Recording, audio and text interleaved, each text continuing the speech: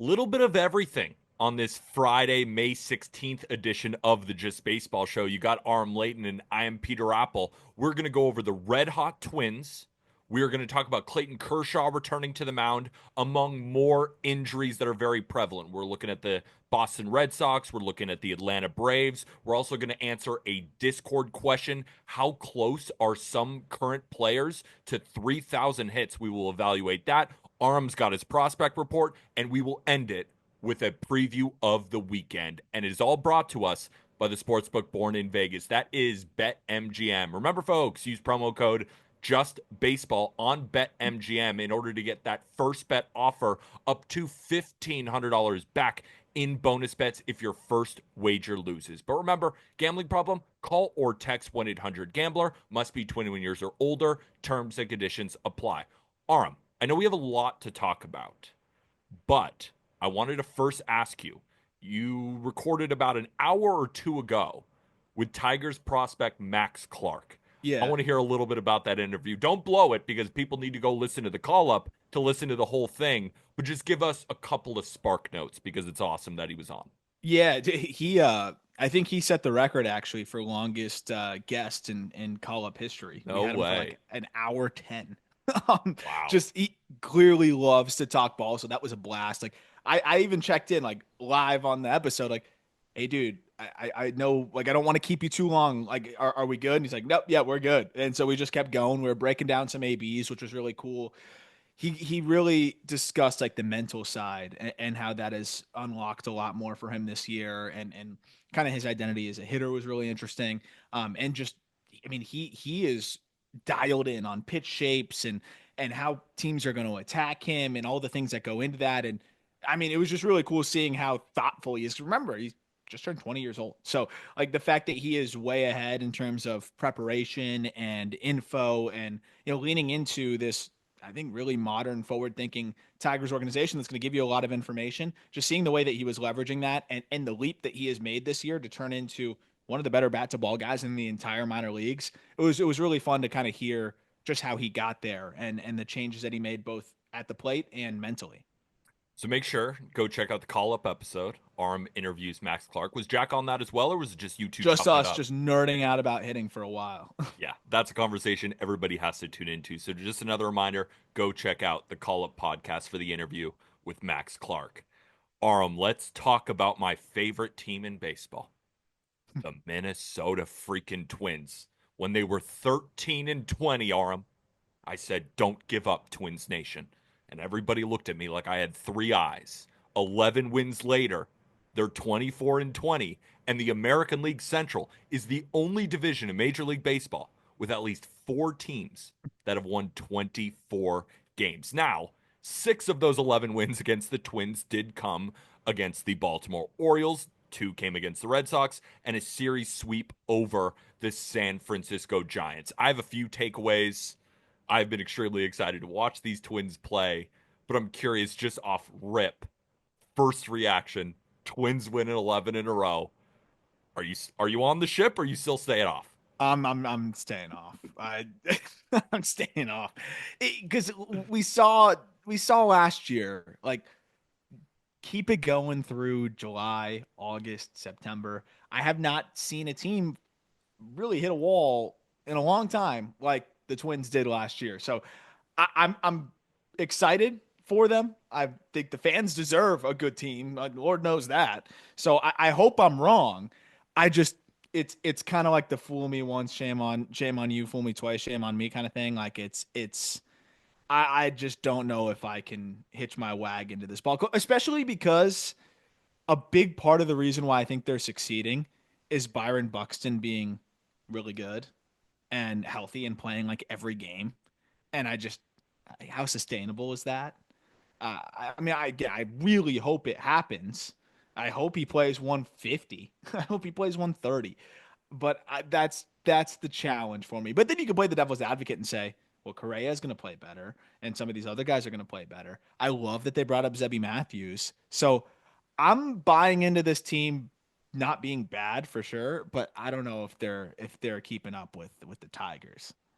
I don't know if they're going to keep up with the Tigers either, but I still am standing on the point that I think they are going to be a playoff team. And I'm just going to provide a couple of counters to some of your arguments.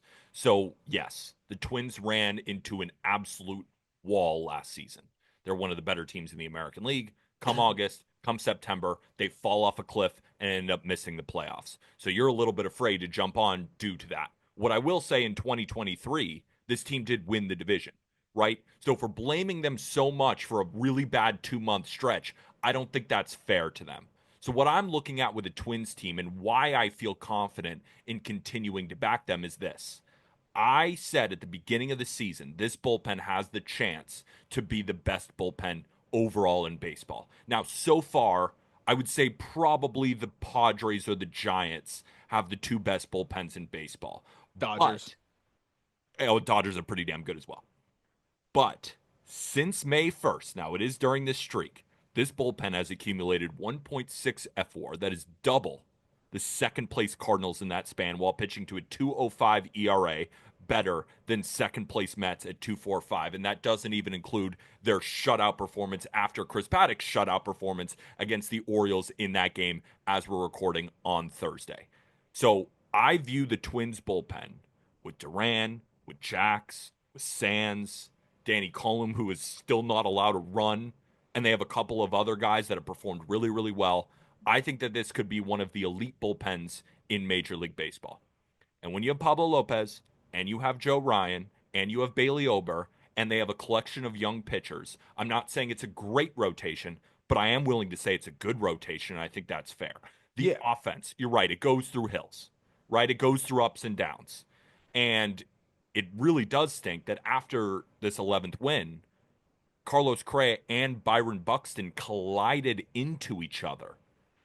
No real update on injuries there, but both were removed from the game and entered into concussion protocol. So that's obviously not a good sign moving forward for this offense.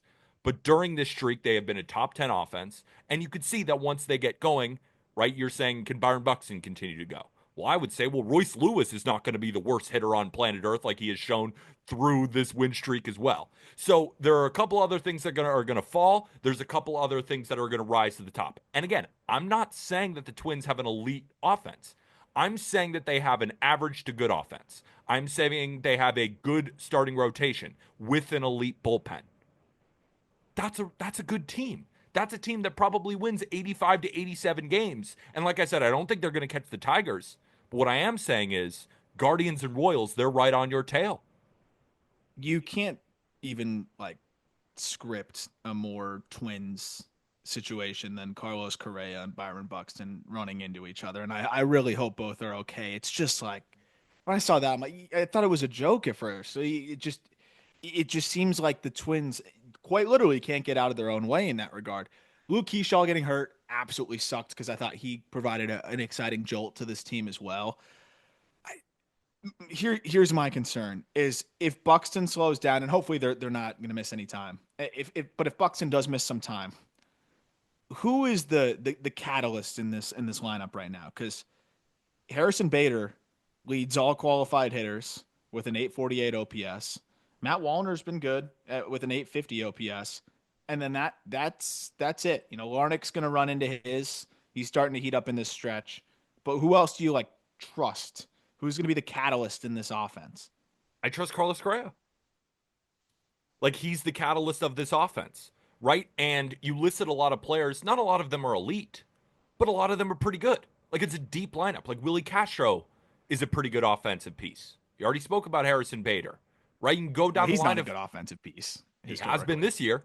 That's why that's my kind of my point. I Like, know. I'm saying he's playing way in over his head, right? But a couple other guys have to rise to the top, right? Royce Lewis can be as elite of a hitter as any third baseman in baseball when he's hot, and he has done absolutely nothing to start the year. So there are a couple guys playing above their head. There are a couple guys playing below their head. What I'm saying is when everything rises to the top and we look at the entire Twins offense of 2025, I think they are going to be in the 10 to 15 range. I think that this starting rotation is going to be in the 8 to 13 range. And I think that this bullpen is going to be top 5. All you put all of those together, That's an 85 to 87 win team, and that's a playoff team in my eyes, as long as they don't take a massive dive and everybody gets hurt. But that's the gamble I'm willing to get to be in Twins Nation, Arm. Believe in Yeah, something.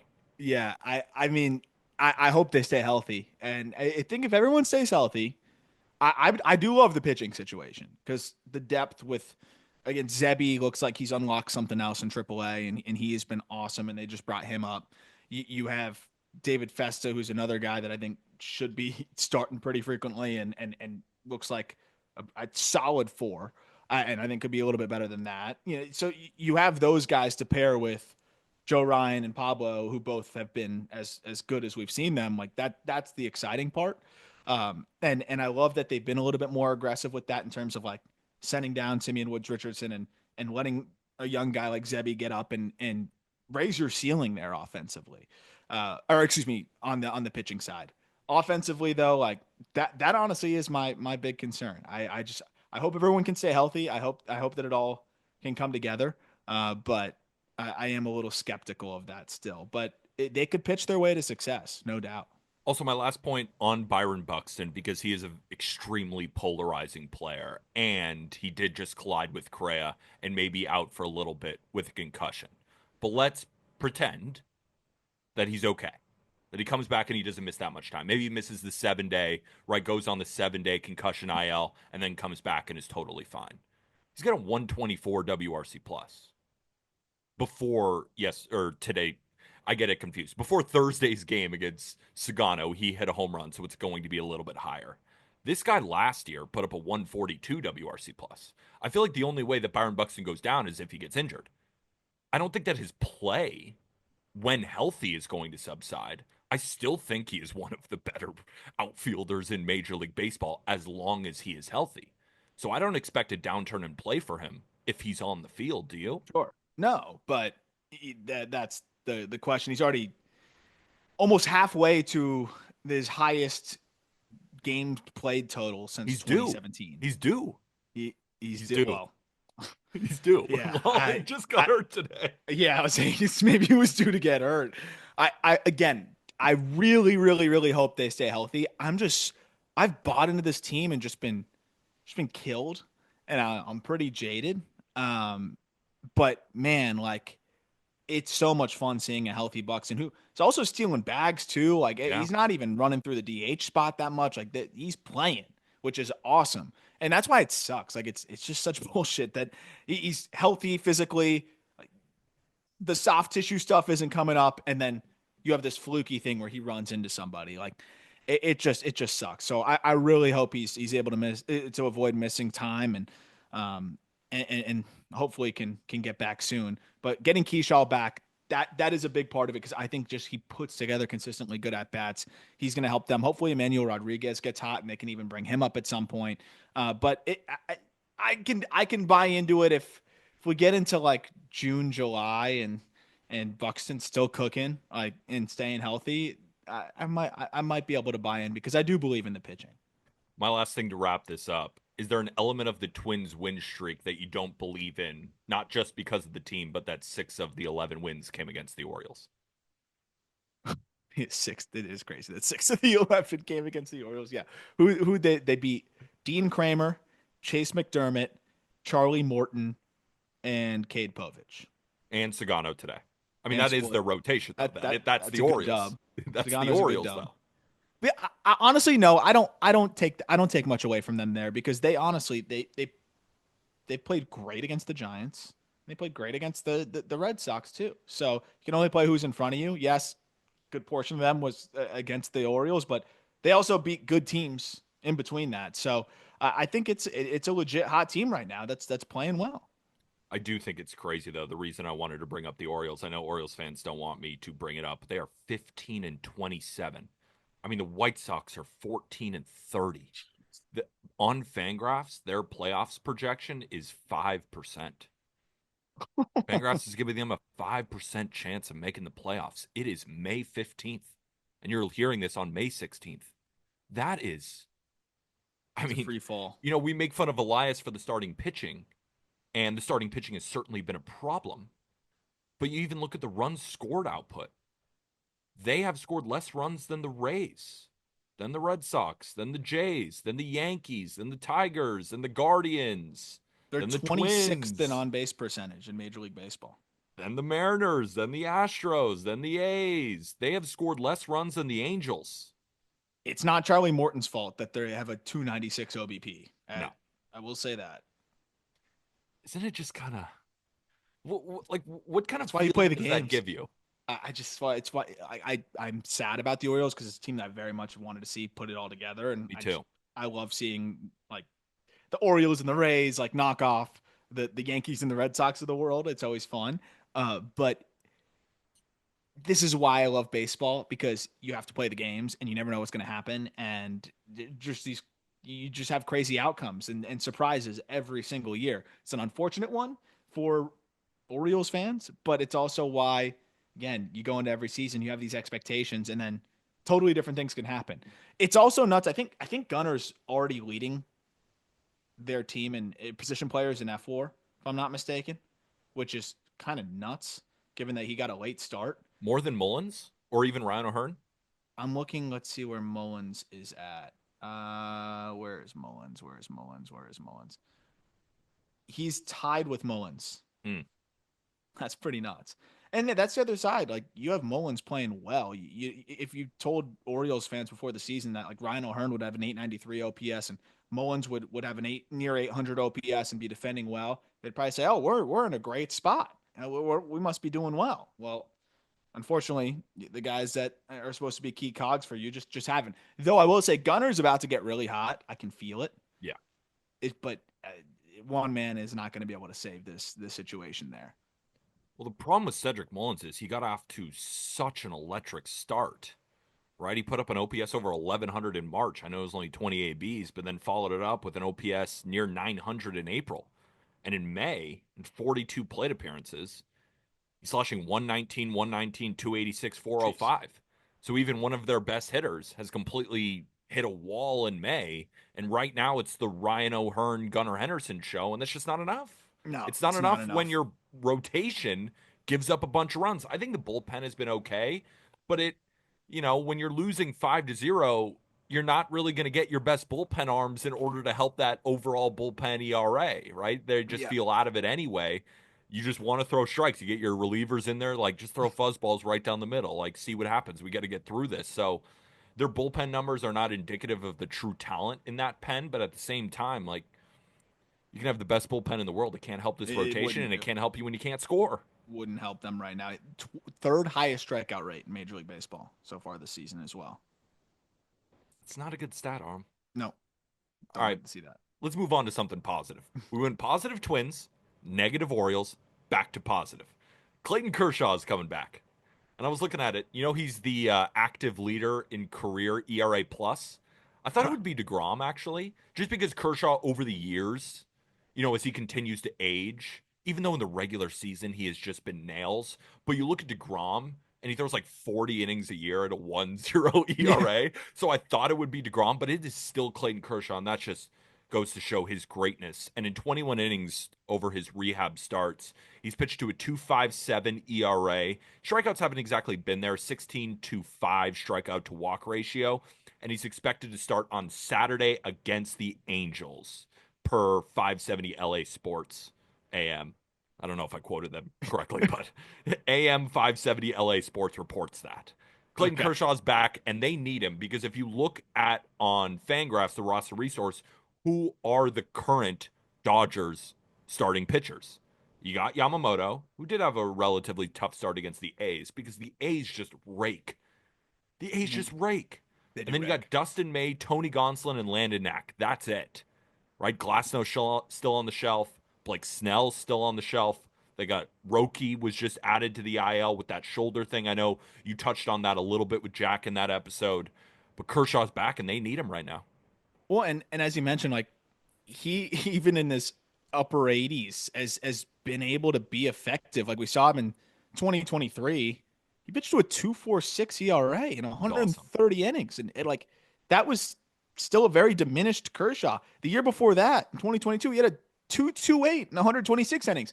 I think at this point, you're looking at Kershaw and saying like, help us get through this regular season, turn in quality starts like you always do. And I think he's still going to be able to do that. What is crazy is the velocity is actually, I think, as low as it's ever been. And I was looking at the rehab starts, like he's sitting, he's averaging about like 87.5 miles per hour on the fastball, but he's been able to make it work, man. Like Yeah. I'm looking at 2023 and what he was averaging there. He averaged on the four seamer about 90, but some of the starts he was 88, 89 and still was effective. I mean, you look at the end of 2023, there were several starts where he was averaging 88 miles per hour and still gave you 5 shutouts. So he might just be able to go out there and get outs and be effective enough. But I am curious just to see if he's going to be able to fully make it work at 87, 88, or if he was just guarding it a little bit, and if he has another tick or two in the chamber when he gets back, and also is thrown with adrenaline, back in Chavez Ravine. But they need him, and it's crazy to say that because we were talking about it when they first, said, "Oh, he's coming back for 1 more year." It's like, oh, where does he fit in?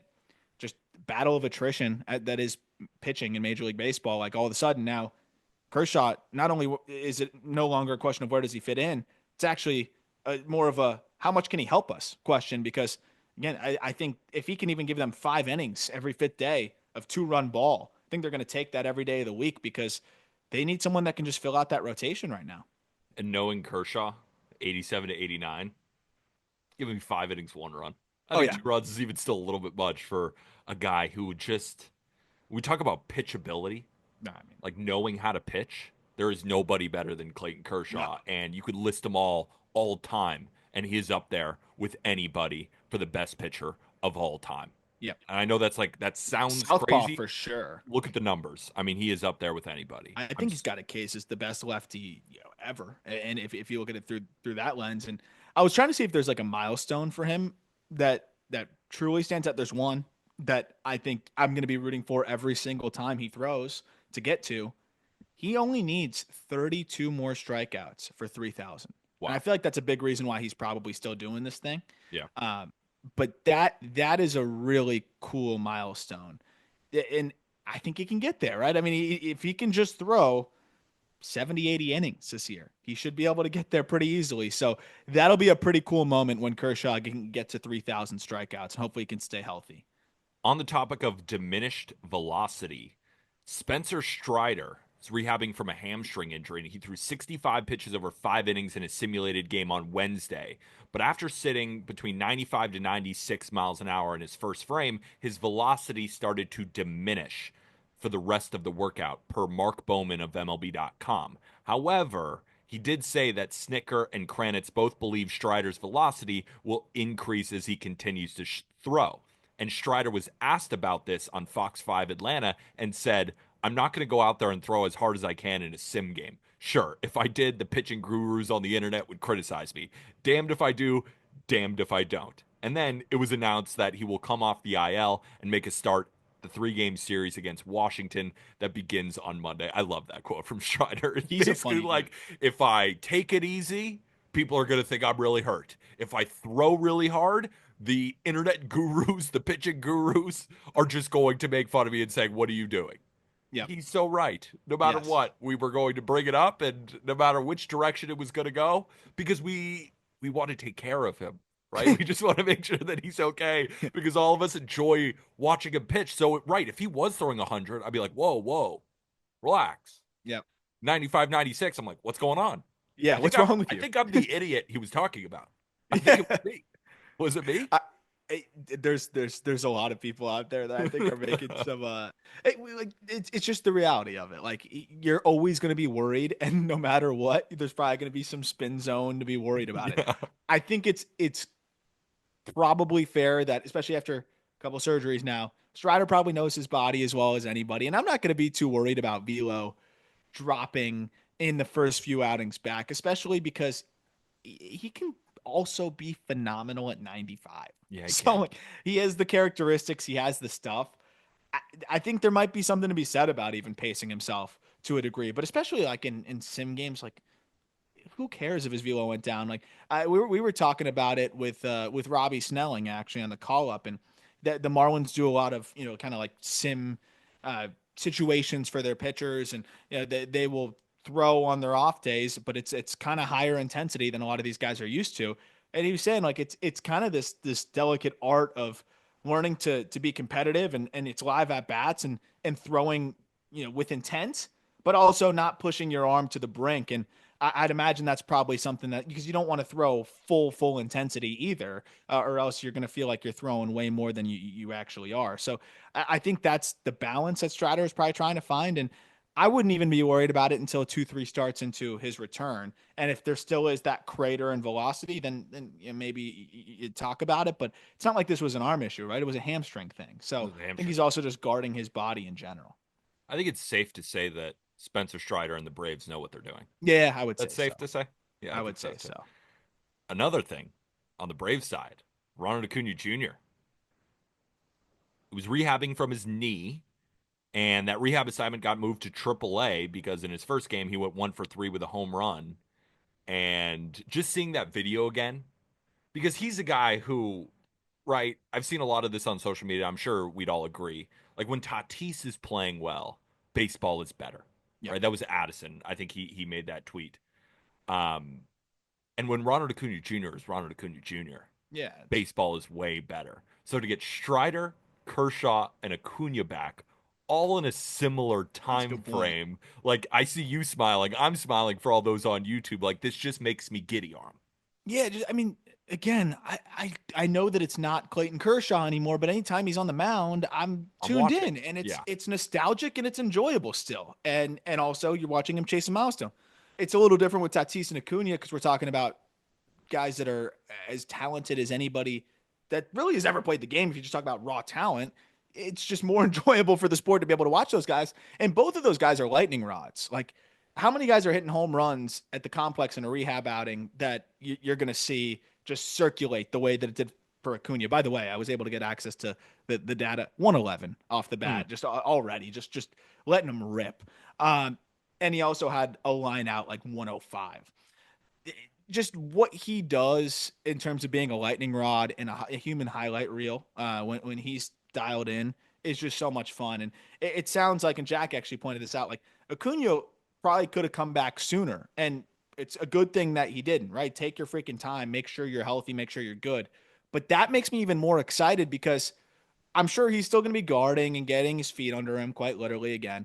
But I think he can come out a little bit hotter because it's been this measured build up to where mhm. it's not like, oh, I was just cleared and I can go play. He was probably able to be cleared a little bit earlier. They went conservative, and he can trust his body a little bit more. And it wouldn't shock me if he just comes out swinging, man, and really jolts this Braves team that already seems like it's shown some signs of life. Exactly. That was what I was going to follow up with. These two lightning bolts hitting the Braves at a good time, taking 3 of 4 from the division rival Nationals, and now going to play a Red Sox team that's been reeling a little bit, right? They're Mm-hmm. a little bit up and down. They're falling below 500. So this is a good opportunity to go in and pounce, build even more momentum. Then Strider returns, then Acuna returns, and then we go. That's the Yep. vision for Atlanta. And I think all Braves fans should start rallying behind that vision because it's exciting and it Yep. could really come all to fruition all at a single moment. And then we're thinking to ourselves, whoa, Braves are just as good as any team in baseball. Yeah. No, and here's the other funny thing is it's kind of separate, but I was thinking about who is eligible for PPI, the prospect promotion incentive this year. Would have been Roki Sasaki, who, of course, just hit the IL because you have to be on the opening day roster or, on the roster up till a certain date. Drake Baldwin's got a shot here to earn the Braves a draft pick. I'm trying to think who else. I don't know if there's a candidate stronger than Drake Baldwin in terms of the draft pick compensation side of things. And now it's wide open in the National League Rookie of the Year. So the Braves, who draft so well and find value all the time, are potentially going to have an extra draft pick here. I wonder, if even that's enough to encourage them, if they feel confident that Drake Baldwin's tracking towards being that Rookie of the Year, to potentially be a little bit more aggressive on the trade front too. Of course, that's a little bit further down the road, but also just another positive thing for the Braves. They've got a shot to get an early comp pick here that would make a huge difference because they're always drafting late. you get a comp A pick potentially as well. I mean, that would add, I think, like a 20% boost to their bonus pool. Can you explain that a little bit further? That whole process, like the PPI stuff. How do they get a draft pick for what Drake Baldwin is doing? Yeah, so if you win Rookie of the Year, so reel it back. There was a big discussion about how we can, not we, I'm not involved, but how Major League Baseball can, and specifically the teams and the players, how we can disincentivize service time manipulation. And really hard to do that because it's always going to be more valuable and the safe route to have that extra year of control for your top players. However, if you have an elite prospect who you feel like has a really good chance at winning Rookie of the Year, this prospect promotion incentive stipulation, I think, really at least gave the elite players a bit better of a shot to be called up and break camp with the team because you get a compensation A pick if you have your rookie player who has to appear on multiple top 100 lists, which is interesting as well, like a Baseball America, ESPN, or I think it was Baseball America or ESPN, just one of those two, if When do I'm we not get on mistaken. there? When do we get on there? Yeah, And I know. yes, That's what I was thinking about. Like that's why I ranked Roki Sasaki. I'm like, he's technically a prospect by those designations. It would count, so we should abide by the same standards.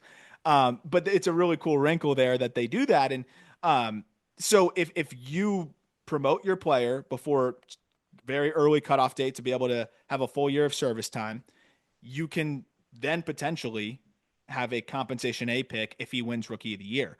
So there's the incentive there where it's like, okay, you still may want that extra year of control, but if you were on the fence about calling him up anyways because you really needed him to help your team win ball games, that might be enough of an incentive to push it over the top. And I mean, we saw the Mariners rewarded with it with Julio Rodriguez. They got the draft pick, the Diamondbacks with Corbin Carroll, and it's been really beneficial, I think, for teams because it's not just having the extra draft pick in the top 40 selections.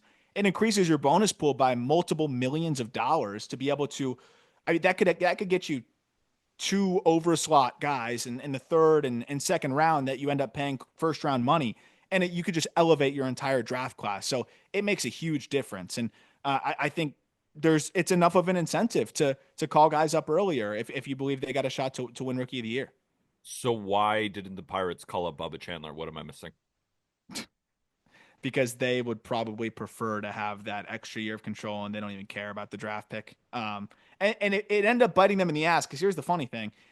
If you call that player up later, like after the cutoff, and you want to wait because you want to get the full extra year of service time, if they end up still winning Rookie of the Year, they earn a full year of service time. So Paul Skeens was brought up after the cutoff, and he was so damn good that he ended up winning Rookie of the Year and earned himself the full year of service time. So the Pirates didn't get the pick because they didn't bring him up earlier, and Paul Skeens got the full year of service time anyways because he won Rookie of the Year.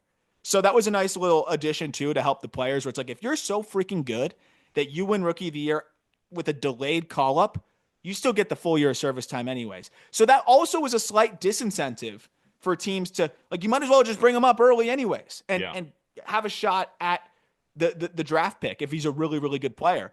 And I think teams are going to look at what happened with Paul Skeens and say, damn, they just took a double L in Pittsburgh. Like, we don't want to risk that. We might as well just bring him up early in the year and take our shot at the draft pick. And I think that really helped too, having the other side of it where it's you bring up a guy late. Like if Roman Anthony gets brought up and hits 30 home runs the rest of the way, he's going to earn a full year of service time and the Red Sox don't get a pick. So there's somewhat of that disincentive there, but it also can result in teams now saying, well, now I'm not calling him up until he definitely can't win it. So I think that might be what the Red Sox are doing at this point too. Also, it's hard to find a way to fit him in. And Bubba, though, I think the Pirates have to be mega jaded from that. And they're probably not going to bring up Bubba for another 2 months now. They're going to say, we don't want there to be any chance for Bubba to win this thing. We can't lose another year of service time of a frontline guy. I'm glad you broke that down because I think it's really important for a lot of fan bases too to understand, what type of decisions are going on in these front offices. Oh, And yeah. I'm sure there's fans everywhere who have questions. Why isn't this guy up yet? What the hell are they doing? I see the AAA numbers. What's going on here? But there's a lot of discussions in these front offices that have less to do with the talent of the player Yep. and more to do with the business of baseball. Now, before we talk about some Red Sox injuries, we're also going to talk about the 3,000 hit club, weekend preview, prospect report, our first break. Okay, let's talk about some Red Sox injuries here. So we'll start with the first one, Tanner Houck. So on Tuesday, manager Alex Cora said, as of now, Houck's going to make his next start on Sunday against Atlanta. But then on Wednesday, he was placed on the IL with a flexor pronator strain in his right forearm. And this has been a really, really tough season for Tanner Houck. And it sucks that it is coming off of what was such a good year for him last year. Yep. And I've said this on the pod before, and I'm going to say it again, but I'll go further into it. It looks like someone else is wearing his jersey. Like it doesn't look like the Tanner Houck is even on the mound. It looks like a completely different guy. And especially in the bad starts. In the bad starts, it's much more evident. But just really overall this season, what I've noticed from watching Tanner Houck is that it seems like everything is just floating over the middle and finding barrels. And I go to Baseball Savant and I look at his heat maps. Where's he throwing it? It's a lot of red in the middle of the zone. The sinker floats right in the middle, right? It's not dropping. It's not located at the bottom of the zone where it should be or even outside of the zone. It's falling right in the middle. That splitter, right in the middle.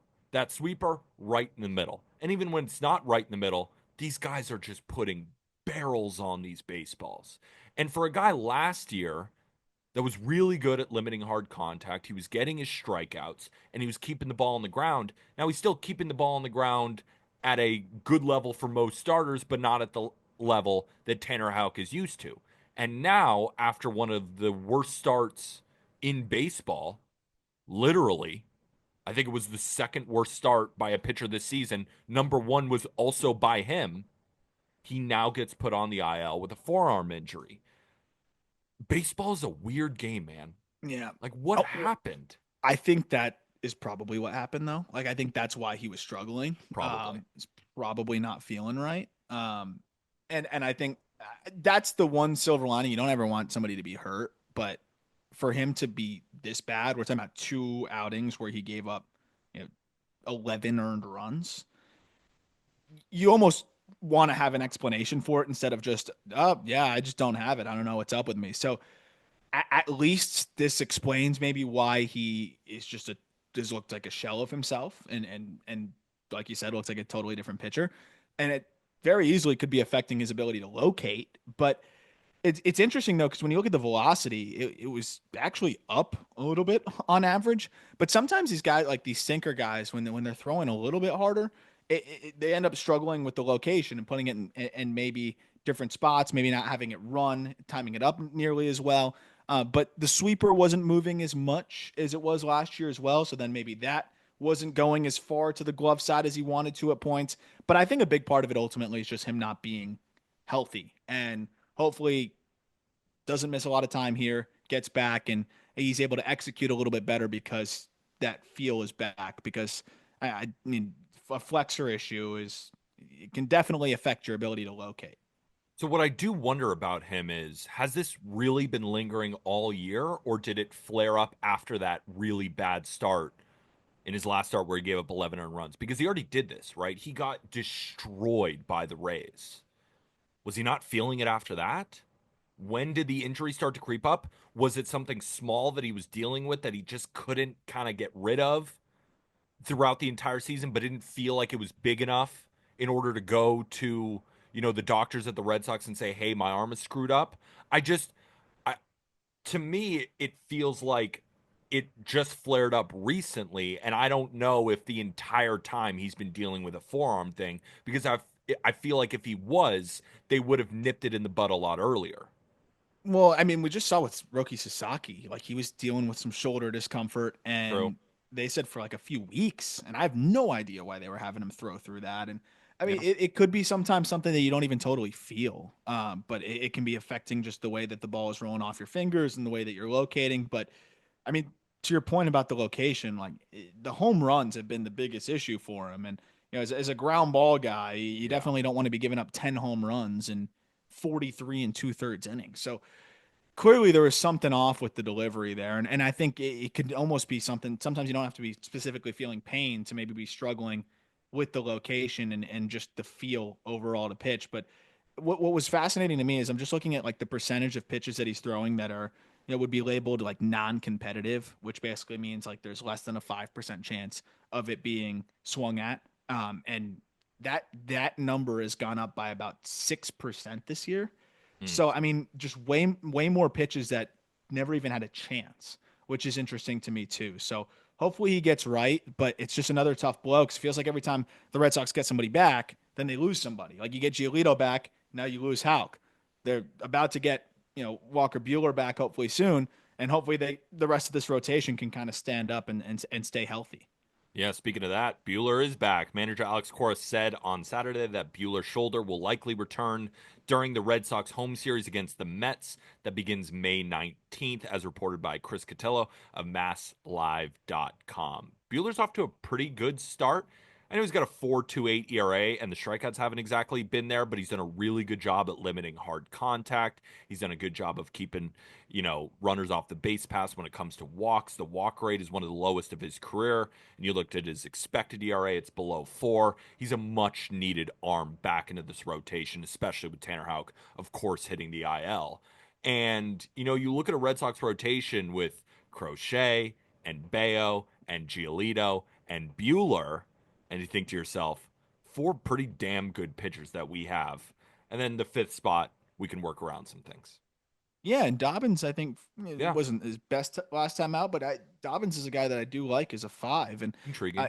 you look at Bueller's last 4 outings before going down. I mean, Walker had a 2.59. It was Yeah. 24 and a thirds innings of 7-run ball, and you mentioned limiting the free passes and just getting a lot of weak contact. Opponents at a 589 OPS in that span. So that's the exciting part. And he even said, right, he could have probably kept throwing through that if it was late in the season, but looking at the big picture side of things and trying to stay healthy so that he can contribute in the postseason, because I don't think there's any question of if this team makes the postseason that Walker's going to be one of their guys and they're going to trust him big time in the postseason. How couldn't you after what he's proven time and time again here?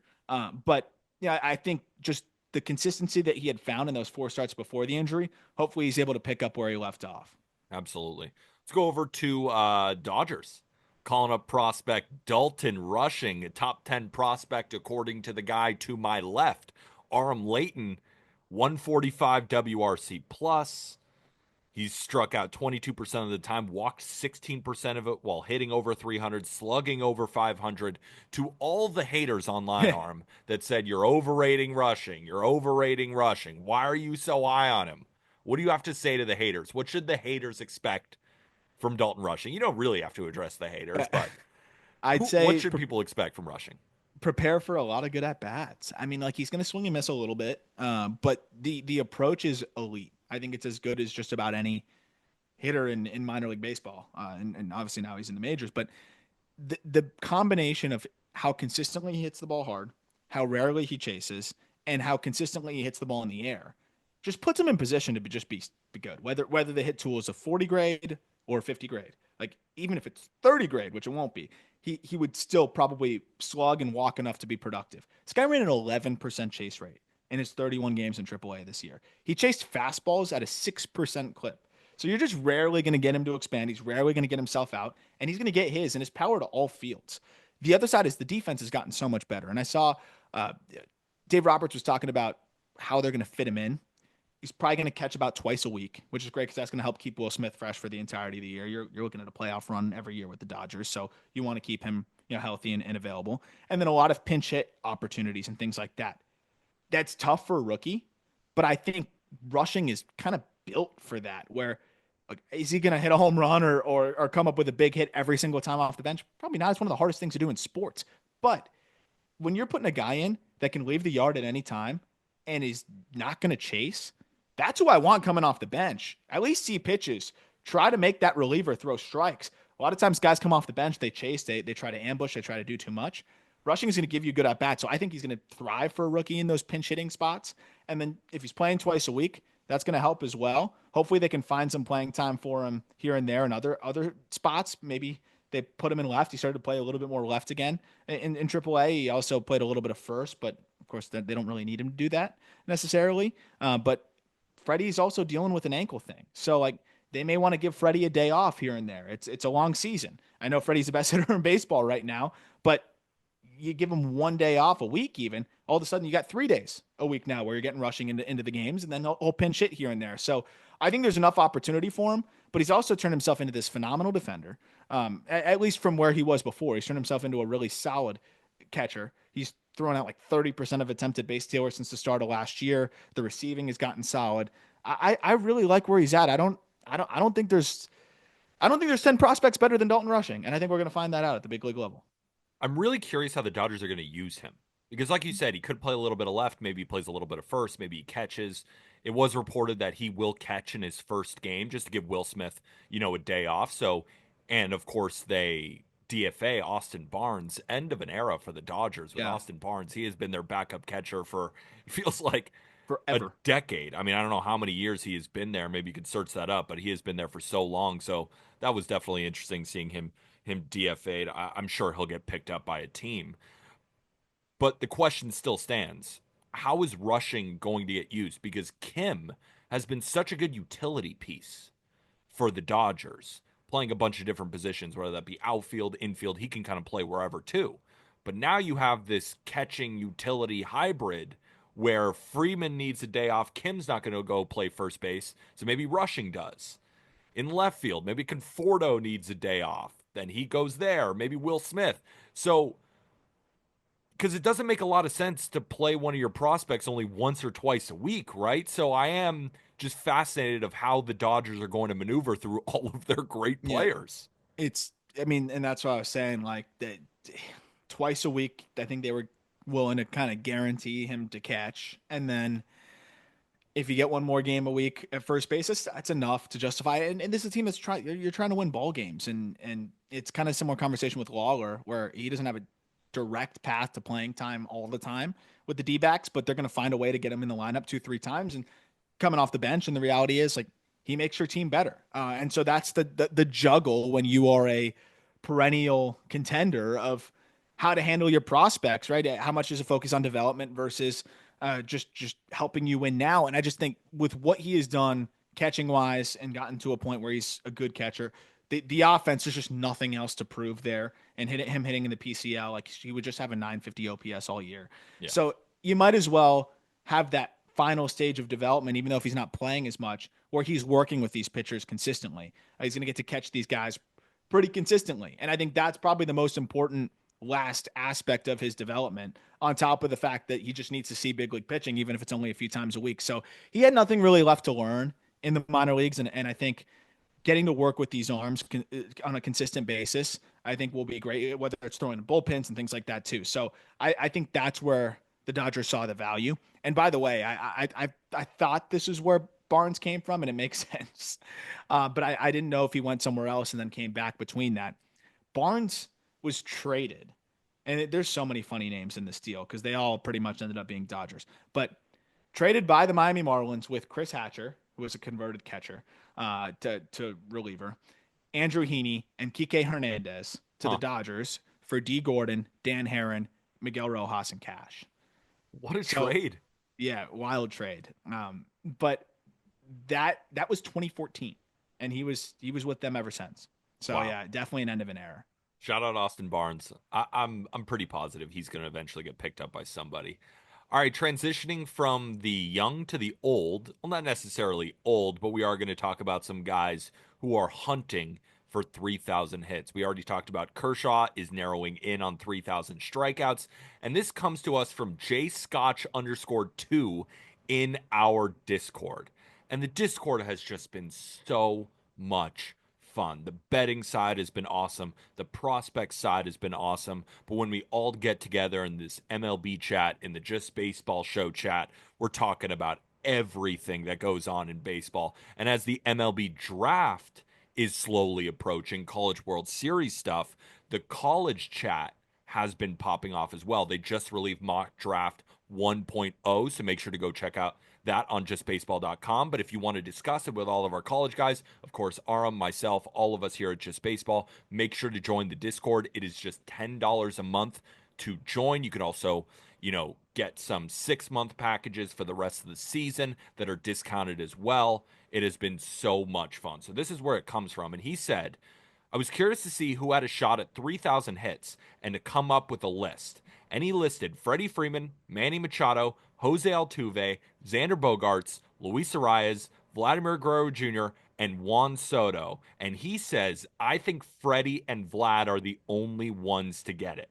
Now, on this list, Freddie is the closest, but he is one of the oldest on the list, right? So you look at hits needed, years from 40, average hits needed. When you look at the chart real quick, do you think that Freddie and Vladdy, the two that he picked, are the only two from that list to eventually get to 3,000? And to follow up on that question, do you think Freddie and Vladdy even get there? I think Freddie does. There's a few. I think Freddie has the best shot by even including Vladdy, though. I think Vladdy is probably just going to hit forever. So he's. I agree with the notion that those two guys probably have the best shots. Soto might walk too much, that it might Yeah. actually make it difficult to accumulate the same level of hits. But I think he's also in that conversation. But I think with Freddie, and we're seeing it, like we saw it in the playoffs, we're seeing it right now. He had a swing the other day. It was just comical. Just throwing his hands in the ball and shooting it the other way for a base hit. His ankle is still bothering him, and I think Fabian Ardaya like broke down the whole thing about like it's like an hour and change of preparation for that surgically repaired ankle to be playable every day. And we saw him barely able to like walk through the postseason, still hitting. And maybe these things don't correlate, but in my mind, they kind of do. I'm imagining just like a 40-year-old Freddie Freeman. He may not even be able to run anymore, and he's still going to hit. So like, he might just hit forever. And the thing is he's hitting as well as he ever has. Like he gets better every single year. So like yeah, there might be an age curve situation where like at 37 he slows down, but the thing is he's speeding up. Like I know last year was maybe not quite backing that notion, but he had a 976 OPS year before that. He had an 854 in 2024. But then if you add in the postseason, that would probably push it up close to 900. Yeah. And then this year he's hitting 362 with a 1128 OPS. While his ankle is probably feeling worse than it'll feel later in the year, you hope, right? You're hoping it's going to get better and better and better. So I just think this guy's going to hit forever. And if he has 5 years till he's 40 years old and he only needs 691 hits, I mean, he's on pace for what? How many hits this year? He's got 42 and 32 games. He's on pace for like 200 hits. So, I mean, I think he could do it. And just to put that math in perspective, and all those watching on YouTube can see the chart posted above, but for all those on audio, he needs to average 138 hits over his next 5 seasons in order to get to 3,000 hits. That feels attainable. I mean, I know it's still a lot to go, and you never know with injuries, and of course, the ankle is something to watch. But with a guy who is currently dealing with an ankle injury, hitting 360, I'm already the moron who said, you know what? I do think that the Yankees can win the World Series. And a big reason why Freddie Freeman is not going to look good. And it's not his fault. It's Father Time. He's 34 years old. He's going to be dealing with that ankle injury. That's a big time hitter for the Dodgers. What does he do? He wins World Series MVP, that he hits 360 with this ankle injury. So I'm Yep. not going to doubt him. With Vladdy, 951 hits already at 25 years old. Yeah. You know, if he averages 146 hits a year for the next 14 years, he's going to get there. I think Soto as well has a very good shot. To your point, he's probably going to walk a lot, but at the same time, likely converts to a DH at some point in his career, keeping him healthy for the foreseeable future. And he's going to walk a lot, but he's also going to hit forever, Yeah. right? He's going to fulfill that 15-year deal and just hit for the rest of time. I don't see Luis Arias getting No. there. No. I don't see Bogarts getting there because No. with Bogarts, we're already starting to see a slide a little bit. But of course, Bogarts is still a good hitter, and he's about 280 hits away from 2,000. He'll probably end up with 2,400 hits. He's going to Yep. be a great player. I don't think he gets there. Altuve is interesting because he's 5 years away from 40, and he needs to average about 145 hits. But he is not continuing to hit at the same level that we're used to Altuve like No, Freddie. But I also, there's an element of me that doesn't want to doubt Altuve either. And that's it's not like true. he's that far away. I don't want to fully rule him out, but it just the trend of like a 790 OPS last year and then the slow start this year is a little bit concerning. But the other side of it is he even last year he had 185 hits. So of the guys that we're mentioning, like he's gonna accumulate more hits in a full season, even if the slash line isn't as good, because he hits at the top of the like he hits leadoff a lot of times. Or so that is where I wonder if just by sheer accumulation, like he may just end up making it work. Like he's pretty much always hitting one or two, whereas Freddie's going to be more like three or four. And it doesn't sound like much, but that could turn into an extra 40 at bats, plate appearances a year. And that's why again with a 790 OPS, Altuve still had 185 hits last year. So I would never count that guy out, but it just seems like he's slowing down a little bit. Should we put Jacob Wilson on this list? I mean, if he had CJ Abrams, I if think. he has 300 hits for the next 10 years like he's on pace to right now, Jacob Wilson, of course he's not on pace for 300 hits, but it does feel like that sometimes. He just hits everything. He'll never walk. You're talking about Juan Soto. Yeah, that's it. He This ain't guy's walking. swinging at everything. So maybe in the next few years we'll be talking about him in this type of discussion.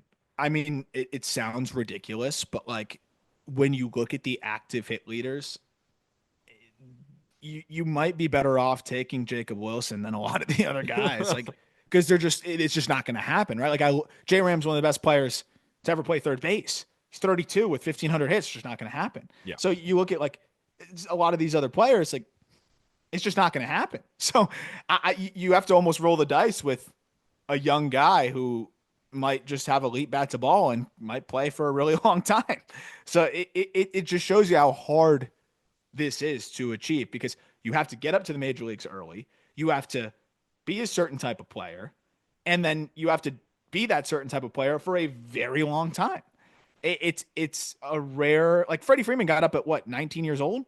That's why or 20 years old. That's why he has a shot at this thing. Jacob Wilson, yeah, he's a college guy, but he got up there young enough to where I think he can play those 18 years. So that's always the very hard part about it too is you got to get up early and be good kind of quick and then have longevity too. And that's why I think it's such an elusive and special club. Fantastic shout here from our guy Jay Scotch _2 in Discord. Just another reminder, if anybody's interested in joining the best baseball group chat in the world, make sure to hit the link in the episode description. All right, last two things on the docket. We got the prospect report and the weekend preview, but before that, our last break. Okay, Arm, the floor is yours. The prospect report. Haven't gotten a prospect report in a little bit. I'm excited. You know why? I just sit back and listen. And I know we were due. I know. I'm just going to only talk about Dodgers the whole time. Yeah, go ahead. Jose Tapala, Zaire Hope. Tell us about them for the 48th time. No, actually, I made it a point. I think there's only one Dodger on. No, there's a couple. Let's start in low A. We're going to go level to level, and you can chime in whenever. You can stop me whenever. One of my favorite players is healthy. My favorite like prospects is healthy. I've been waiting multiple years for him to play a full season, and he's had this recurring shoulder issue. Braylor Guerrero, outfield prospect with the Rays. He is 18 years old still somehow, because again, back-to-back years. I've been waiting for him to play a full season here. He got shoulder surgery in 2023, and then a recurring issue with that in 2024 that shut down his season. And the abbreviated 2 seasons flashed really impressive stuff at the DSL and at the complex, but only was played a handful of games. So far this year, in low A, still 18 years old, 319, 439, 532 slash line. That's a 176 WRC plus. He's already hit a ball 115 this year, and he's quick enough to play center field. So they've been playing him in center every day. He may ultimately move to a corner, but the fact that he's this guy who has massive, massive power is athletic enough to play center field. The Rays paid him $4 million as an IFA guy for a reason. Wow. He was a top 100 guy for us last year, and then just the injury and he didn't play slid him off. I think we're the only list that had him on there. And that was just from limited looks I got at him at the complex. So he's doing it right now. If he can stay healthy, without a doubt, I think he's a consensus top 100 prospect by the middle of the season. Card collectors, pay attention to that name. He's got cards. He's Yeah. got cards. Pay I've attention. mentioned him in the Discord when I Yep. throw out some card, like I've been given some like card investment tips too in the cards chat in the Discord, and also just telling people who I'm buying in there. So that's another fun wrinkle. If you want to, if you're into that side of things, definitely a player I've been investing in. And the box breaks. Don't forget about that Oh too. yeah, and we got a fun break coming up too. Yeah, Two Dodgers, and then of I think we're course. done. Mike Sirota, who was acquired in that Gavin Lux deal, and Eduardo Quintero, who's actually in 2025 Bowman that we'll be chasing there. But Sirota, remember, he was a first round prospect going into last year, then really struggled at Northeastern, fell into the third round. Reds took him. Then the Dodgers, who had been scouting him since he was like two, apparently, targeted him in the Gavin Lux return. And look, they've been careful with him. He's only playing low A. He just got promoted to high A like 2 days ago. So it's a college bat in low A. So you got to take that part with a grain of salt. But in 25 games, 376, 466, 713 slash line. It's 1179 OPS. The most important thing to me, though, is that he's hitting the ball as hard as ever because he seems like a little bit of a metal bat merchant at Northeastern. Not the case.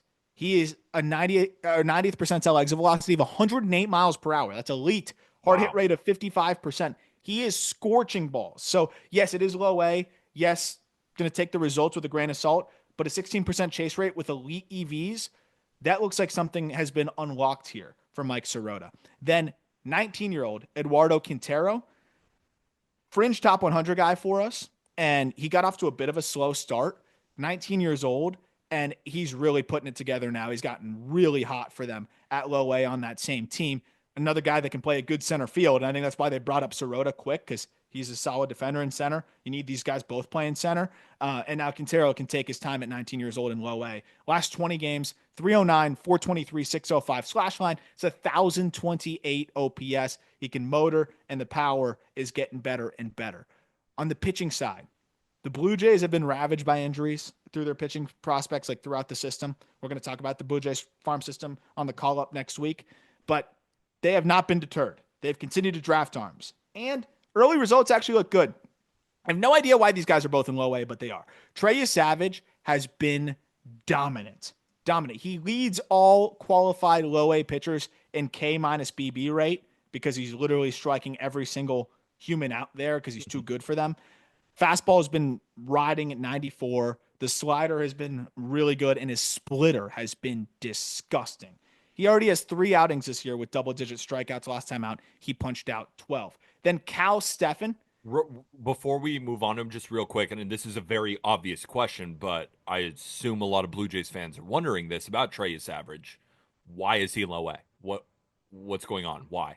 I wonder if they didn't want him throwing in cold weather to start the season. There were some concerns with his medicals. That's the only reason why he fell to them. I wonder if they wanted him just throwing at the complex in Dunedin Interesting. and saying, like, we don't really care. You're going to dominate potentially high A bats and low A bats. So, like, we just want to see you throw and build up.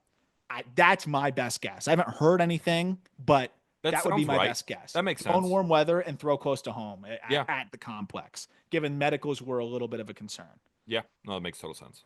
Then Cal Steffen, I think it's Steffen, might be Steven, another college arm. They took him in the second round. Still the Blue And Jays? Also Blue Jays. Yeah.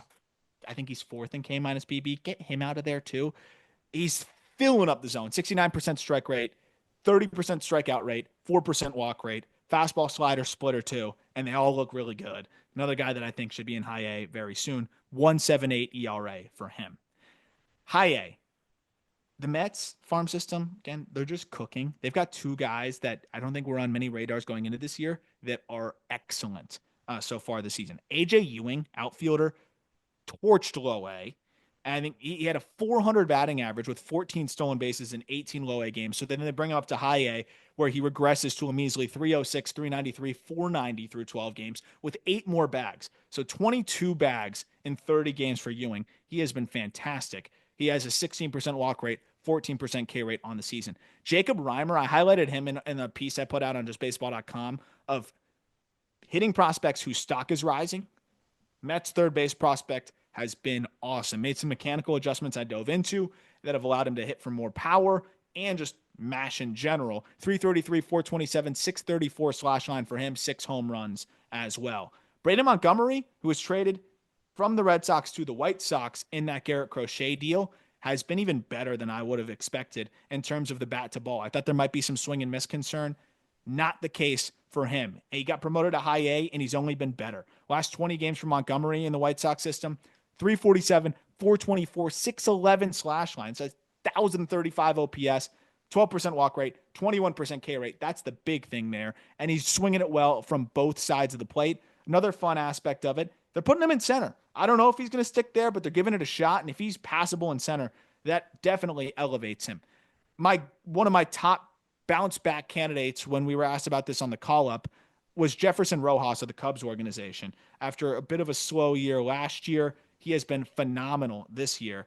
Just turned 20 years old in high A, has been as good as anybody over his last 15 games. He's slashing 397, 455, 690 over that span, 1144 OPS, and elite contact rates. The guy can absolutely hit. Pitching front, J.R. Ritchie, we talked about him briefly because I was saying how the Braves churn pitching talent, and I think a lot of high floor guys. J.R. Ritchie won a complete game. You don't see guys do that very often in minor league baseball anymore. I mean, Jonah Tong was like 1 out away from a perfect game, and they didn't even let him do it. J.R. Ritchie went 9 innings the other day of 1 hit ball, 1 walk, 9 Ks. Nothing jumps off the page, but the more he's been removed from Tommy John surgery, the more the stuff is ticked back up. But he executes as well as anybody. Over his last 6 starts, 37 and 2/3 innings, he's allowed just 4 earned runs. It's a 0.96 ERA, only a 5% walk rate, 26% K rate. High probability back end arm. And then the Yankees, Bryce Cunningham. I've been really impressed with him. Ben Hess has been good, but you could argue that Bryce Cunningham, their second round pick, has been just as good, if not better. 6'5", 230-pound righty. He had a rough second start to the season, and then since then at high A, he's allowed 1 earned run in 25 and a thirds innings, 25 strikeouts, 7 walks. Fastball has exciting ride, and then he fills up the zone with that 75% strike rate on the fastball, 70% strike rate on the arsenal overall. It's a fastball, changeup, slider, curveball, fills up the zone with all of it, but that riding fastball sets the tone. And then might as well just mention Ben Hess. I mean, what are we done? I mean, Yeah, might as well. Who else, right? Yeah, why don't we just do all Yankees? Yeah, I agree. So Ben Hess, 2 outings, the last 2 outings, 5 earned runs, 4 earned runs. No, but actually the last one out, 6 and 2/3, no earned, 9 Ks. It is a good fastball there from Ben Hess. Brock Wilken, fun story here. Scary thing last year, and we're in Double A now. He got hit in the face with a pitch. He needed facial reconstructive surgery because he had multiple fractures. Whoa. You can imagine how scary it must have been to get back in the box, and it definitely affected him. Also, he's an awesome guy. First round pick by the Brewers a couple years ago. His wife, and this was a piece that Jeff Ponce of Baseball America just put out. His wife was in his ear kind of saying, you should get your eyes checked in general anyways. Like it might just be something that can help you. And he's like, no. She went over his head, texted Brock's agent. And this is all according to the piece from Baseball America and Jeff Ponce. And got the agent to convince him to go get his eyes checked out. I think part of that might have been just after the concussion things as well, too. Like, let's just see how your eyes are. Turns out he was like 50th or like 40th percentile in his depth perception and needed to do some things to kind of train his eyes to actually see the ball better. Maybe it's made all the difference in the world. Maybe not. I would venture to say it has because he has 7 homers in his last 10 games. Cool. 7 homers in his last 10 games. You know Wilken can hit. I think he's the all-time ACC or tied for the all-time lead in ACC homers. But you love a story where the wife gets involved for his best interest. He begrudgingly goes, finds something. And also, it's got to make him just feel more comfortable in the box after you just have that fear of getting hit in the face again. Yeah. He got hit like right after with a pitch too, right after he had come back. And that had to scare him. But now with the depth perception improving, you have to figure, okay, you got a little bit of a better ability to get out of the way, but also just a better ability to see the ball in general. 986 OPS for the year for Wilken in Double A. Cool story. Really cool story. Kyle Caros, third baseman in the Rockies organization. He's hitting 333, 447, 513. He cannot hit a breaking ball, but he's hitting 487 against fastballs. So I just thought that was crazy. That's insane. Like, it's a pretty decent sized sample now. Jack Caglione, 10-game hitting streak. Over his last 20 games, he's hitting 373, 447, 627 in the Royals system, 5 home runs. Get that guy to freaking AAA. Get him to the show. Are you sure? I mean, Hunter Renfroe. I mean, he's not worth -2 WAR yet. Yeah. Yeah. You You know, don't know. You he's don't know. only the worst player in baseball. It's not that big of a deal. Jonah Tong on the pitching side, the Mets. He was 1 out away from a perfect game. 6 2/3, perfect. 13 strikeouts. This guy has a 45% strikeout rate on the season. He has been absolutely dynamite in AA. For the Mets, probably close to a AAA promotion as well, a 2.57 ERA, 51 strikeouts in 28 innings. And then Eshawn Henderson, IXAN, pronounced Eshawn, left-handed pitcher in the Cardinals organization, 30 innings pitched this year, a 2.40 ERA, a 1.91 FIP. It's been awesome to see from an 8th rounder in 2023. And then quick wrap up in AAA, Anthony Segura. Anthony Segura, former Yankees first-round pick, former catcher, is an infielder with a 155 WRC plus in AAA with more walks than strikeouts. I can't wait for the Segura debut. I hope it's against the Yankees at some point, but I know they're done playing each other this year, I think. Cubs. Hold on. Just to pull back the curtain on that one. When Anthony Siegler got drafted by the Yankees, I shrieked in the worst way possible because I said, "What are we doing drafting an ambidextrous catcher who can't really hit? What are we doing?" And then it's as bad as anything could be imagined. He can't hit. He's getting injured. It's a terrible first round pick. Yeah, one of the worst. And now he's on the Brewers playing another position and hitting, what, an over 900 OPS? And he's probably going to debut and be a big leaguer? Yep. Last 10 games, 457, 537, 771 slash line. That's just ridiculous. That's 5 bags, too. He's just an athlete. He's catching a little, too. He's playing second and catching. He's kind of sick. He's like Varsho in a way. I hope. Of course he is. His swing decisions are elite. Oh, of course they are. I think he might be a player, dude. He probably is. He probably is a player. I mean, he was a first round pick for a reason. The Yankees saw something, but it just couldn't have gone worse with them. And then he goes to the Brewers, and now he's an infielder, and now he hits. Great. Keep moving on, please. Yep. Jonathan Long, first baseman in the Cubs organization. What a snipe of a pick. He has been awesome so quickly. Already in AAA, hitting 353, 418, 493. I was really impressed with him in the Arizona Fall League. There's clearly not any immediate room for him. Could be a really nice trade chip, but a 143 WRC plus. And a guy that's climbed through the minor leagues really quickly, was drafted in 2023. Harry Ford showing signs of life in AAA too. 297, 433, 416 slash line. So 132 WRC plus. As many walks as strikeouts, but he's throwing out 36% of base stealers. Look, he's not going to slug, but if he's going to walk and the bat to ball has gotten better and he's actually defending pretty well behind the dish, you love to see that. Roman Anthony, I don't have much more to say about this guy. Just please get him to the show. It's getting ridiculous that he's not there. I understand that there's complications roster-wise, but I mean, he has just been so freaking good. And he just continues to walk as much as he's striking out. He has a 905 OPS and he's hitting 305 this year. On the pitching front, Bubba Chandler, we alluded to it, he has been outrageous. He has a 191 ERA. But Jacob Mizorowski entered today with a 149 ERA. And the Brewers prospect is throwing strikes all of a sudden. Yeah, you're buying a Mizorowski jersey the second he debuts. The thing I've heard, over the last couple of weeks from you, Mizorowski's throwing strikes, and you can see it in your eyes. You're like, if he's throwing strikes, this is an ace. He touched 103 today. The last 4 starts before today, 23 2/3 innings, 1 earned run, 11 hits, 6 walks, 33 strikeouts. Now, that's a dude that has an outlier fastball that now is throwing strikes with the just disgusting cutter and everything else.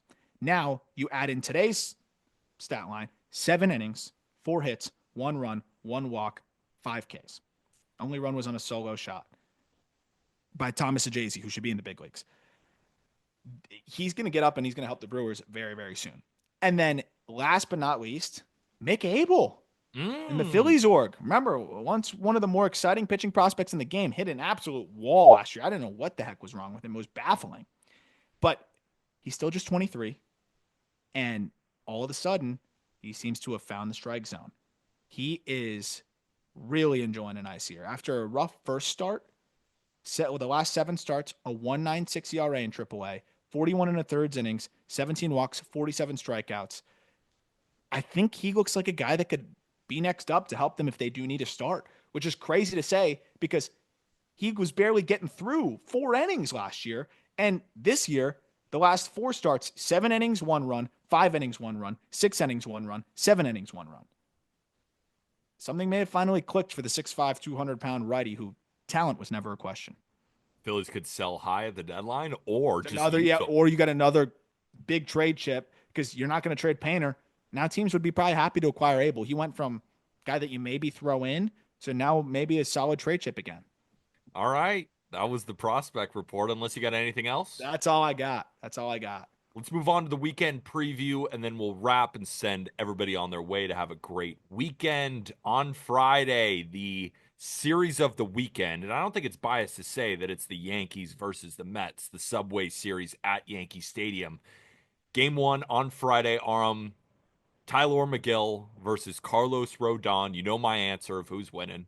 Who you got? Mets. Yankees. I Easy. I think the Yankees I think the Yankees beat them down this weekend, and I hope it gets close. although Tyler McGill has hit a bit of a wall. Rodon's been awesome. Yeah, actually, I take it back. I take it back.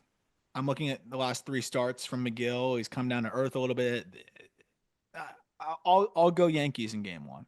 Last time I'm talking shit this week about the Mets for the rest of the year, unless they get swept, and I am predicting a Yankees sweep. Yankees are going Ooh, to sweep them all 3 games. Damn wow. right.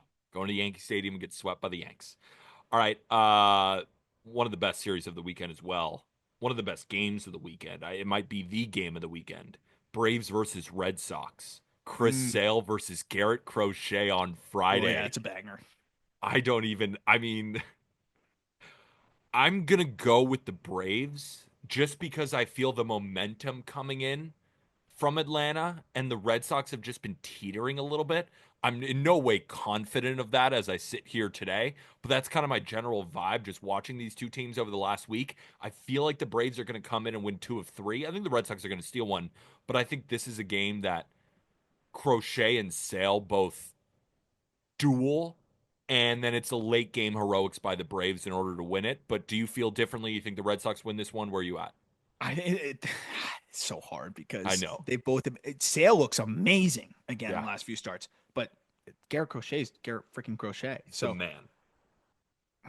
man, I think the Red Sox are going to bounce back and have a pretty decent series, but I don't know if they do it in this first game here. And anytime Sale's thrown against the Red Sox, I'm always interested to see if there's just a little bit more fire in them there. And it's at Fenway too, right? Yeah. I think Sale has a special performance. Me too. And have you seen this too during the season so far for Chris Sale? I saw a couple clips of this and I noticed it when watching too. Like there were a couple of times where he's gotten pissed at umpires and then just started humming 98. And you're like, oh fuck. Like it was like Scooble as well. Have you ever seen Star Wars? Mm-mm. What is wrong with you two? I don't know. I just never liked it. That's insane. You have to watch Star Wars at some point. I made the Man, comparison of Emperor Palpatine when he puts on the hood and really becomes Darth Sidious, and Jack's looking at me with his mouth open. Just has no idea what I'm talking about, and I assume you don't know it either. But that's what it felt like for Sale as well, comparing it to Scooble. It's like these guys get pissed, and I mean, Scooble hit 101.3 the other day. yeah, that is nuts. It's crazy. Emperor Palpatine's an ugly motherfucker. Yeah, and he's evil as shit, and he's gonna kill everybody. Yeah. I don't know if I'll ever get into it, man. You have to. All right, but before you two get into Star Wars, let's talk Cardinals Royals on Friday as well. Andre Palante versus Cole Reagans. I think that's a sneaky good game. Cardinals are playing really good baseball. Obviously, they're not exactly crosstown rivals like the Yankees and the Mets are, but Kansas City and St. Louis are pretty close as well. So this is always going to be a nice series to watch, a very competitive series as well with two good teams. Friday, Reagans Palante, who you got? I think the Cardinals finally slow down a little bit here. I think Reagan's has a nice one. I'm with you there as well. Let's move over to Saturday. Kershaw's return against Tyler Anderson and the Angels. Pretty good start. I like it's a soft landing spot. I love it. Yeah. I hope Kershaw goes 10. I hope he punches out 10 over 6. But Yeah. I honestly think he's just gonna pick apart that lineup that I mean they're not disciplined at all. I'm sure he's gonna go in there and just say, "Oh, I know what I need to do, and I'm just gonna get these guys out." I think they get their solo shot here or there, but this is also a team that's last in strikeout rate, the highest strikeout rate and the lowest walk rate in Major League Baseball. Kershaw's gonna pick that apart. You aren't afraid of the 3-4 duo of Moncada and Soler? Zach Neto is just the only player I enjoy on that team. Taylor Ward can hit. Yeah. Taylor Ward's hitting like 170 with 10 They should have bombs. traded him years ago. I think his flashlight is funny though. He's hitting like 170 with, and all of his hits are homers. look He's at just look at his bored, stats just real like quick. miserable there. Such Before we swing move, for the fences every before we time. move on to Saturday, just look at his slash line for a second. I'm looking Are at you it. on his page? 186, 227, 410. Yeah. With 10 bombs. Yeah. Does he A have third 11? of his hits are homers. How many of his hits are homers? A third. A third. There we go. All right, let's move over to. We still are on Saturday. I thought this game was kind of interesting. Again, Guardians versus Reds, Cleveland and Cincinnati, the Battle of Ohio, Luis Ortiz versus the reappearance of Chase Petty. What do you think? Petty was a little bit better in his last time out, and then he ran into a wall. He's got a 21 ERA. He's 21.94. I think Petty gives you a good one. I think Petty turns in a good start, but Luis Ortiz looked really good last time out too. Yeah. I think this is a sneaky pitcher's duel, I especially because like the that. Reds' offense has just been not good. I think Ortiz really throws well. Well, the Reds offense, they're just so inconsistent. And I even commented on, I think Kirk Herbstreit tweeted it out, and I didn't even realize that he was talking about inconsistency. He was just talking about how bad they are. And I didn't read it all the way. And I immediately commented, Kirk, they put up 13 runs yesterday. And then Reds Nation just destroyed me. I mean, the comments are like, you've never watched them before. You have no idea what you're talking about. They are so inconsistent. I was like, oh, shit, I didn't see the tweet was about being inconsistent. He's totally right. I just left a bad comment. So sorry about that, Kirk, if you even saw it. Doubt you did. No, but the Reds offense, like they put up 7 against the White Sox, but we're also then shut out. They either put up 10 or they get shut out. It's kind of unbelievable. Let's move on to Sunday. Battle of Florida, Rays Marlins. We got Shane Baz versus Sandy Alcantara. What do you think? Do you think Sandy bounces back finally? I mean, I hope it has looked a little bit better each time. Kind of. Boz hasn't been great either. No, he's been sliding. Over? We just take the over in the Citrus series? These offenses aren't that great. No. No. Maybe they do. The Marlins have outbacks. Kyle Stowers. They do. 156 WRC plus. I texted you that. I was like, what the hell? Yeah, he's insane. He is insane. Pirates Phillies. Paul Skeens versus Christopher Sanchez at the bank on Sunday. I think that's the game of the day. Who you got? I mean, that is the one game I feel like they win. But Sanchez at home, he is unbelievable at the bank. And it's still the Phillies. Like the Pirates have to score to win. They do have to score a run to win. Like it is Skeens hard. probably goes 6 innings, 1 run. That might be enough. I like the under. That's all. I think, I mean, it's really hard to pick the Pirates to do anything, but I think they sneak a homer out, and Skeens is invigorated by the crowd in Philly and shoves it. Knowing how baseball works typically on Sundays, especially, is that you'll take that under, right? It'll probably be 7.5. It'll be 1-1 going into the 7th. And then both bullpens go in and just get destroyed in the end. And the final score is 5-4. Right. And you're just like, God, the sport sucks. Yeah, no. By the time I place the wager, they will have already. Oh, actually, no. Romano's back. Romano will do his thing. But Romano's been a little bit better. Been lately. good. I was gonna say I was gonna make fun of him, but 6 consecutive scoreless outings. So yeah, how about Jordan Romano? And last but not least, Tigers versus Jays in Toronto. Jackson Jobe against Jose Barrios. Ooh, I like that pitching matchup. I think the Tigers should stay hot. Like they're just And they've been so good now for a while. They've been one of the best teams in baseball since that hot streak over the last 2 months of the season. They look good in the playoffs. They beat the Astros, and then they come out and they're just great again this season.